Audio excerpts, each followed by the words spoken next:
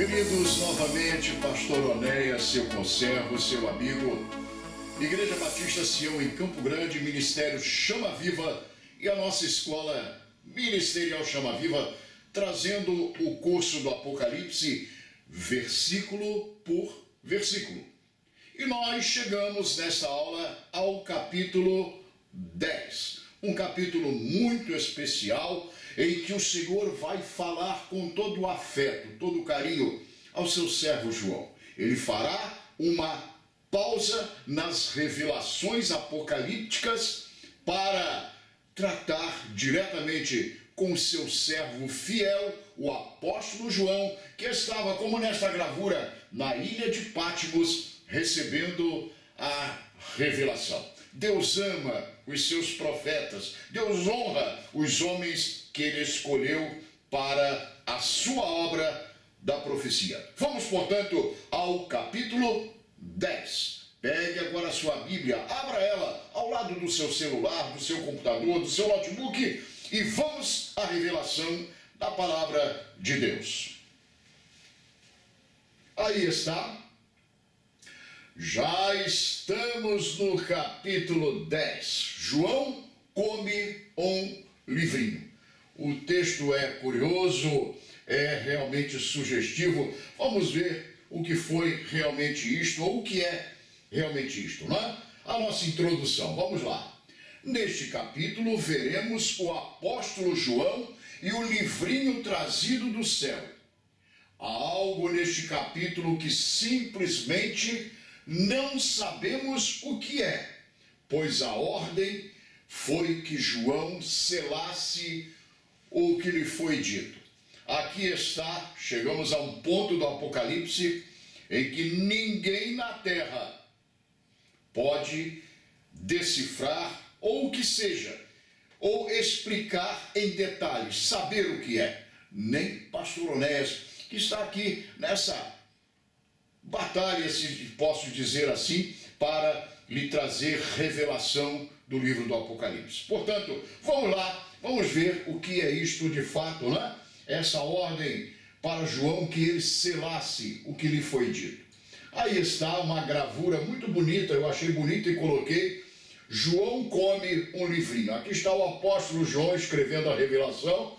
Agora, um detalhe impressionante, veja, aqui tem o livrinho, né? É uma ilustração, e aqui colocaram um garfo de aço inoxidável, né? Aqui tem um garfo. Isso aqui já é uma invenção de quem fez essa gravura, né? Comer de garfo, e não tem a faca, mas não foi bem assim. É que o autor quer mostrar, veja, um prato, me parece um prato, e um garfo. Mas vamos ficar com João e o livrinho que lhe será trazido. Vamos lá. Verso 1, vamos ler o verso 1, capítulo 10. E vi outro anjo forte, veja bem, vi outro anjo forte que descia do céu vestido de uma nuvem, e por cima da sua cabeça estava o arco celeste, e o seu rosto era como o sol, e os seus pés como colunas de fogo. Aí está. Eu destaquei a frase, um anjo forte que desceu do céu. Note algo interessante. Primeiramente, um anjo forte. Isto mostra que o que ele trará é algo de grande importância. Anjos parecem possuir gradações de poder. Esse anjo parece mesmo ter sido escolhido especialmente para esta missão. Me chama a atenção, a mim, Pastor Onéas, que o Senhor fez questão de escrever um anjo forte, isto é, um anjo poderoso, um anjo de grande nível de poder, que desce a João, ok? Que vem a João. Vamos lá. Aqui esse anjo desce do céu. Veja bem, aqui esse anjo desce do céu. Ele não cai, não é lançado, como vimos antes, aquela estrela que caía do céu, né? Na interpretação do Apocalipse, devemos estar atentos aos detalhes da profecia. Esse anjo tinha 4 aspectos interessantes que nós vamos ver. Mas eu quero falar antes aqui, que esse anjo ele desce do céu, ele é enviado, ele não é lançado, ele não cai. Portanto, podemos entender que era um anjo do Senhor, magnífico em poder, como diz o Salmo 103. Mas esse anjo tinha 4 aspectos interessantes. Vamos ver. Um detalhe importante. A maior parte do Apocalipse, do capítulo 6 ao 19. Vamos ver bem isto. O Apocalipse, do capítulo 6 ao 19, ocorrerá. Aqueles fatos ocorrerão nos dias da grande tribulação, como nós temos dito. Mas este capítulo 10 ocorreu ali mesmo, quando João foi arrebatado e recebeu esta revelação. Este capítulo foi especialmente dedicado ao fiel servo de Deus. Ele não correria no futuro, não ocorreria no futuro, mas ali mesmo, ainda que falasse do futuro. Deus estava mesmo mostrando ao seu fiel servo que ainda que o que ele estava recebendo era algo de grande honra, uma nobre missão, lhe custaria muita dor pelo teor da palavra profética. Vamos entender isto? Deus está dando a revelação do futuro a João, que nós sabemos virá agora, que está perto de nós na grande tribulação. Mas agora aqui, enquanto João está recebendo a revelação, o Senhor faz uma parada nos fatos revelados e trata diretamente com João, para também consolar o seu coração e também para mostrar a ele ficar sabendo, né, da grande missão que ele tinha, que em princípio era agradável, era honrosa, por ter recebido de Deus essa incumbência de avisar profeticamente as gerações futuras, mas que isto também lhe traria dores, lhe traria angústia de alma, de coração, porque é assim com todos os profetas. Portanto, vamos em frente em nome do Senhor Jesus, ok? Vamos lá, vamos ver os detalhes desse anjo, deste forte anjo. Diz que ele era vestido de uma nuvem, era alvo, descido do alto, enviado de Deus, vinha do céu, vestido de uma nuvem, em resumo, enviado de Deus e vinha do céu.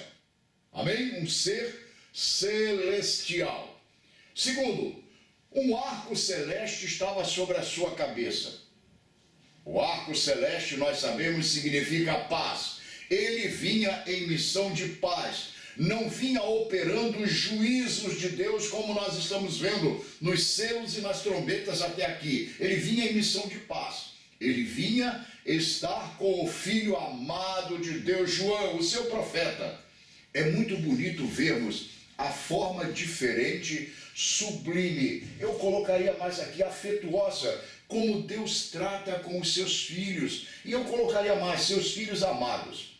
Há esse cuidado em todo o livro do Apocalipse. Por isso, o arco celeste, símbolo da paz. Agora, esse anjo forte, poderoso, ele vem magnífico em poder, mas ele vem em missão de paz, porque a sua missão será tratar com o Filho de Deus, o apóstolo João, o profeta do Apocalipse. Ok, minha gente? Então entendamos isso. Vamos lá. Terceiro, ele tinha pés como colunas de fogo.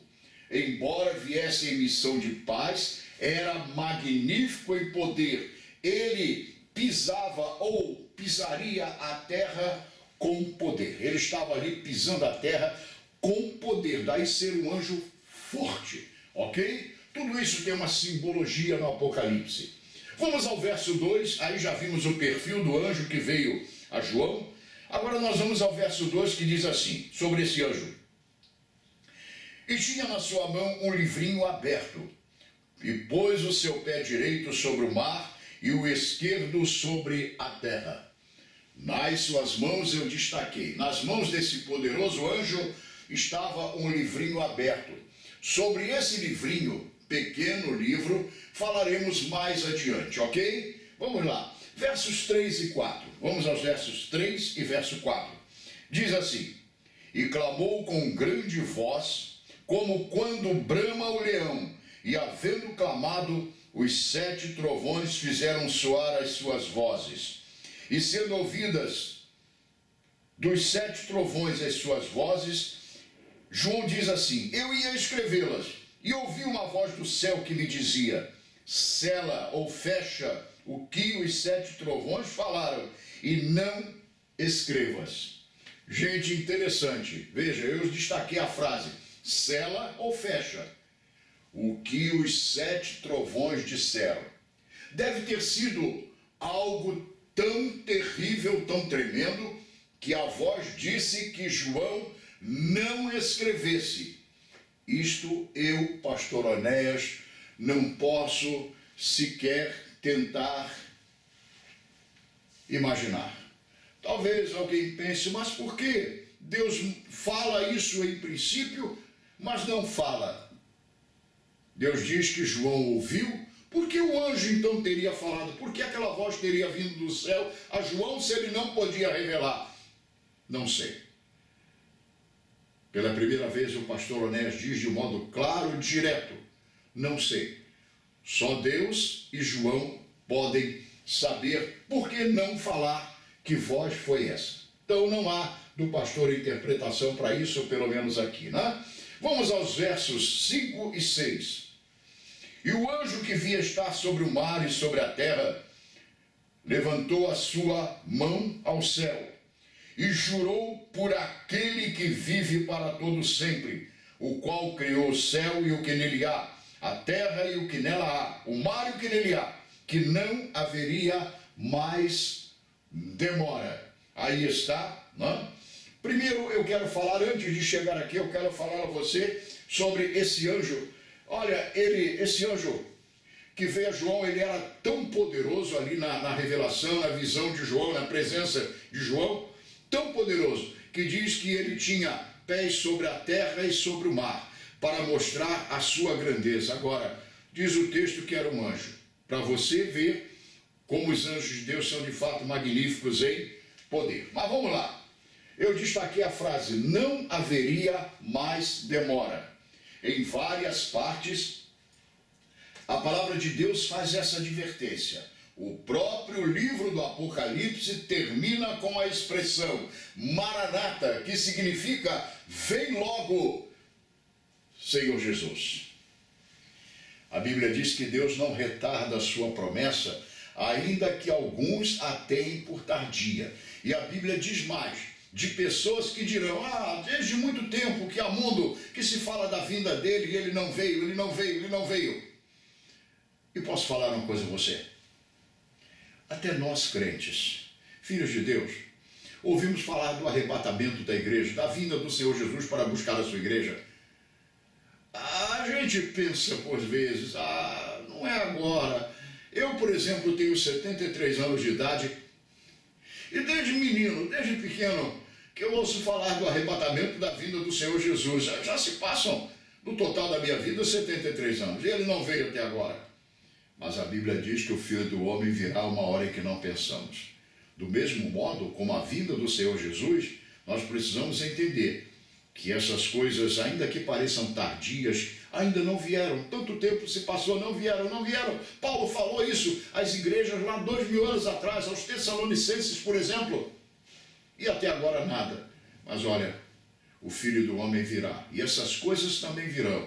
Há uma hora em que nós não pensamos. Portanto, estejamos sempre vigilantes e prontos. Veja bem, não haveria mais demora. Isto é dito a João, o servo fiel do Senhor. Vamos em frente.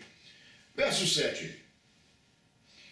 Mas nos dias da voz do 7º anjo, quando tocar a sua trombeta, se cumprirá o segredo de Deus, como anunciou aos profetas, os seus servos. Aí está, apenas alertando, falando que viria. Ainda não veio a 7ª trombeta. Nós vimos até agora 6, mas na 7ª trombeta, essa ainda falta, cumprir-se-á o segredo de Deus. Mais à frente nós veremos o que é isso. Nós vamos ver, mas guarde bem este versículo. O segredo de Deus será revelado. Isto mostra que há algo bastante especial. Nós estamos vendo as trombetas. Lembra? Nós vimos os selos que abriram a atuação do anticristo, o seu surgimento. Nós vimos dos selos, do sétimo selo saíram 7 trombetas. Já vimos 6 trombetas com aqueles cataclismos, aqueles fenômenos terríveis sobre a terra de destruição. Vimos a destruição de 1/3 também dos homens, da humanidade. Mas ainda falta a 7ª trombeta. E ela será tão importante, tão gloriosa, tão tremenda, que já o Senhor faz um pré-anúncio, uma anunciação prévia. Quando o anjo tocar a 7ª trombeta, cumprir-se-á um segredo de Deus. Aí está. Vamos então esperar com expectativa como será essa 7ª trombeta. Vamos aos versos 8 e 9. Diz assim, a revelação continua. O que João viu, e a voz que eu do céu tinha ouvido, tornou a falar comigo e disse, vai e toma o livrinho aberto da mão do anjo que está em pé sobre o mar e sobre a terra. Verso 9. E eu fui ao anjo, dizendo-lhe, dá-me o livrinho. E ele me disse, toma-o e come-o, e ele fará amargos o teu ventre, mas na tua boca será doce como o mel. Toma o livrinho e come-o. João haveria de experimentar esse livrinho. Ele haveria de comê-lo. Nós ainda vamos ver isto aqui. É o livro da revelação de tudo que João estava ali na ilha de Patmos vendo e arrebatado à presença do Senhor. Ele continha as revelações do Apocalipse. Foi a mensagem que ele recebeu. Nós vamos ver isso agora. Verso 10. O que diz? Vamos ver. Verso 10. E tomei o livrinho da mão do anjo e comi-o, e na minha boca era doce como mel, e havendo-o comido, o meu ventre ficou amargo. Na boca, doce como mel, no ventre ficou amargo. Eu destaco essa expressão. Na boca, doce como mel, mas no ventre ficou amargo. Certamente, esse livrinho era a palavra de Deus, a palavra profética que estava sendo entregue a João. Provavelmente é chamado de livrinho por ser uma parte do grande livro, a Bíblia Sagrada. Aí está, não é? Aí está, veja, na boca doce como mel, mas no ventre ficou amargo. A verdade é que os profetas de Deus têm a honra, têm o poder, sentem a fluência da palavra profética. Profetas, eles são assim, porta-vozes de Deus, e eles sentem de fato o poder da palavra que entregam. Isso é revestido de uma grande honra, mas a palavra profética que os homens de Deus recebem sempre lhes causam dores, sempre lhes causam apreensões, sempre lhes causam tristezas, muitas vezes causam, a não ser quando a profecia é uma anunciação de algo muito bom para alguém a que ela é enviada. Mas as profecias de alerta, como do Apocalipse, sempre trazem aos profetas realmente a dor inerente ao teor, ao assunto da profecia. Os profetas sentem o peso da profecia. Então, é isso. Há uma honra muito grande de ser porta-voz de Deus. Mas a palavra, na vivência, ele diz, no teu estômago será amarga. É isto que acontece e aconteceria com o nosso querido João. Você está vendo que nesse capítulo Deus faz uma pausa e fala lá atrás, naquele dia, 12 mil anos atrás, ele fala a João para confortar João e para mostrar a João a importância do que ele estava fazendo ou sendo usado para fazer, ok? Vamos lá. A palavra era agradável em princípio. Era assim, agradável em princípio, conhecer o que viria ao mundo, mas que no fim traria muita tristeza. Essa mesma experiência nós temos hoje. Em nós há um desejo profundo e mesmo uma grande dose de curiosidade em conhecer o sentido dessa profecia. Mas, à medida em que vamos entendendo o que está escrito, mesmo nós, os salvos do Senhor, ficamos um pouco, se não muito pesarosos com tudo o que está por vir. Enquanto escrevo, penso em por que os homens são tão duros e cegos, sofrendo todas essas misérias espirituais e não se arrependem e se voltam para o Deus amoroso. Este era o sentimento de João. Enquanto ele escreve, ele vai vendo coisas gloriosas de Deus, ele vai vendo as manifestações do poder de Deus que lhe são anunciadas para transmitir às pessoas. Mas, à medida que isso vai acontecendo, quando ele vai, se eu posso dizer assim, digerindo, fazendo a digestão, digamos assim, de tudo que ele está vendo, sua alma de fato pesa e a palavra profética no fim se torna, para ele própria, amarga. Pois bem, vamos em frente. Verso 11. Vamos ao verso 11. É o nosso último versículo. E ele disse-me, o anjo disse a João, importa que profetizes outra vez a muitos povos, a nações e línguas e reis. Importa que profetizes a muitos povos, a nações, a línguas e reis. Aí está a frase que eu destaquei.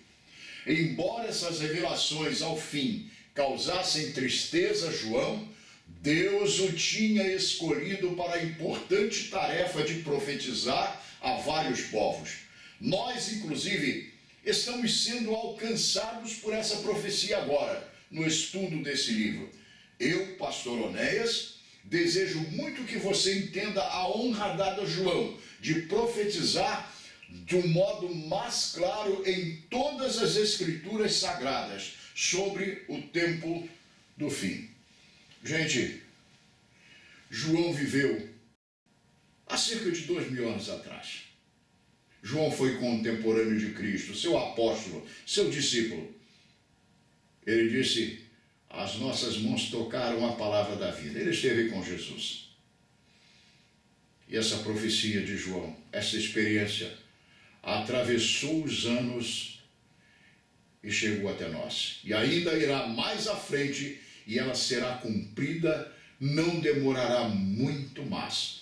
Você imagina o alcance da profecia. E para fechar esta palavra especial, particular, pessoal, que o Senhor deu a João, enviou a ele, o Senhor mostrou, João, é muito importante o que você está recebendo. Você vai profetizar a muitos povos, línguas e nações. E nós hoje, no ano 2025, da graça do Senhor Jesus Cristo, estamos sendo alcançados por esta palavra. Portanto, este capítulo, o capítulo 10, é dedicado a João. No meio do livro, aqui, Deus faz uma pausa e fala com grande amor ao seu filho, que está sendo um instrumento precioso nas suas mãos, com o meu mais profundo respeito e reverência.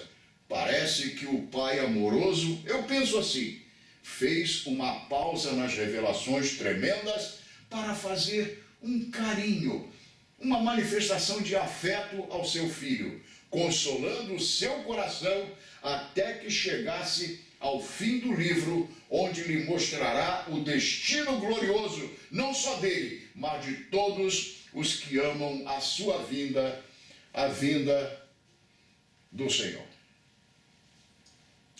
Deus escolhe homens e os faz profetas, seus portadores, os portadores da sua palavra profética. Há uma honra muito grande, há um deleite em princípio nos seus corações por serem escolhidos para missões tão importantes. Mas de fato, o ministério dos profetas de Deus, o ministério em geral é árduo. Seus ministérios são de fato de muito sofrimento. Profetas foram homens escolhidos para sofrer. João sentia o peso. Agora você imagina, nós estamos aqui estudando confortavelmente no computador, num celular que é um microcomputador, digamos assim, nós estamos estudando com todo conforto. Mas João esteve lá, ele esteve presente, ele esteve na presença do Senhor. Ele viu esses fatos como se fossem reais, como se fossem, digamos, no seu tempo, como se ele estivesse realmente dentro deles. Deve ter sido algo assustador. Ele estar na ilha de Patmos, ser arrebatado à presença do Senhor, foi algo, em princípio, glorioso, tremendo. Ele deve ter se lembrado de quando Jesus estava na praia, já ressuscitado, falou que ele ficaria até que Jesus voltasse, ali na ilha de Patmos, para lhe trazer essas revelações. Isso era glorioso. Mas João viu esses dramas, ele viu mesmo como se estivesse no meio deles. Aí está, muito especial, muito particular, esse capítulo 10. Aí está, eu coloquei uma figura do anjo com os pés sobre o mar e sobre a terra. Aí está, não é um anjo, precisamos entender, aqui ainda falta muito poder, uma imagem realmente que mostrasse a glória, o poder desse anjo. Fica para nós, nesta aula, uma mensagem de que Deus de fato trata com seus filhos com amor, com carinho. Aquele que tem olhos como chamas de fogo, cabelos brancos como a lã, aquele que tem os pés como latão reluzente, de juízo duro, como nós estamos vendo, e na sétima trombeta que ainda será tocada, nas 7 taças que virão, em tudo que haverá na grande tribulação. Para os seus filhos, ele envia, para João enviou o seu anjo, para mostrar a João o que você está fazendo. João é muito importante, é muito importante. Pode depois ser amargo a você, você pode sentir o peso da profecia, mas você está sendo o meu instrumento e eu tenho uma recompensa para você. Por exemplo, a Daniel, eu tenho dito a você que Daniel, né, é o Apocalipse do Velho Testamento. Daniel, o Senhor disse a ele, Daniel, vai Daniel, você vai descansar em paz. Você vai descansar em paz. Mas Daniel também recebeu a palavra profética muito forte, muito forte. Nós estamos chegando ao fim desta aula. Nós vamos, na aula desta sexta-feira, na próxima aula 23, nós vamos ao capítulo 11. Muito importante. E estaremos então, já estamos nos aproximando de um capítulo crucial, tremendo, especialíssimo, o capítulo 13, onde vai aparecer a besta, o anticristo, o seu governo e o 666, a marca da besta, que todos estão esperando por esse capítulo. Vamos prosseguindo, pois. Fica por aqui o pastor Onéas, seu conservo, seu amigo. Voltando na nossa próxima aula, não desista, vamos em frente, porque você ainda vai ver muita coisa boa aqui. Termino dizendo, o Senhor te abençoe e te guarde, o Senhor faça resplandecer o seu rosto sobre ti e tenha misericórdia de ti. O Senhor sobre ti levante o seu rosto e te dê a sua paz. Assim te abençoa, em nome de Jesus.